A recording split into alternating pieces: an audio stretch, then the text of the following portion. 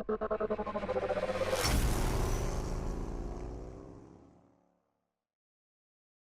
everybody, Brock from Brock's Performance, here to install our new ZX-14 ABS delete. Now we're going to have complete written instructions on our site, but for those of you who just don't like to read words, I wanted to put together a real quickie video that shows you how easy it is to install this box in your bike. So why would you want to do that?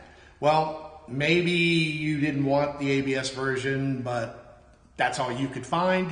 And then a lot of guys also don't want to carry the extra weight. So we just wanted to make it an option with this box.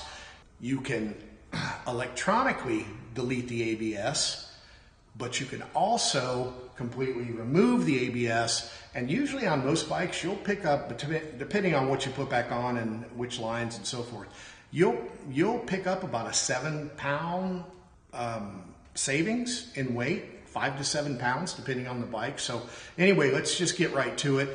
I'm going to start here without the body work on the bike. We also will put a link in the video to show you how to get rid of the body work if you don't know how to do it yourself, but it's very simple. You take off the 2 dash panels, you take off the side panels, take off the tank cover, remove the tank, and that gets you to everything that you need to know about putting this unit in. So let me if you can look in here, and it's sort of a mess. They've crammed the ABS pump back in this corner. I've already got this disconnected, but it's very simple. If you just lift up, unplug, and then you see the four pins, plug that in, press, bam.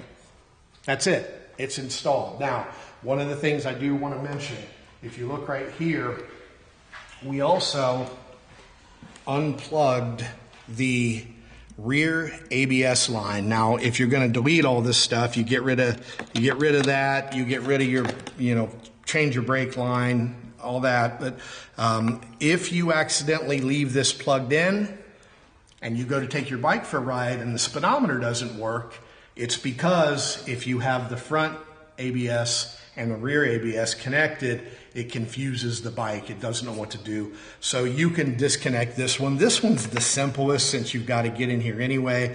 You could disconnect the front if you wanted to, but either one is okay. Just one of them has to be disconnected. And then if you're going to keep your ABS box for resale value or whatever, want to be able to put it back to stock, you would simply take this out. What I did on this one, because we haven't pulled the ABS out yet, it'll slip right in there nicely.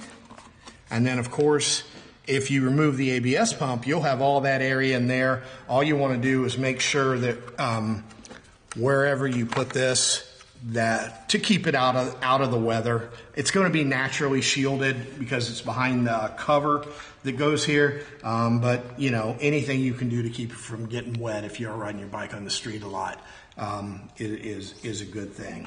And then anyway, that's it. It's really that simple. Like I said, we'll have written instruction link for you, the video link, and as always, thanks for shopping Brock's Performance.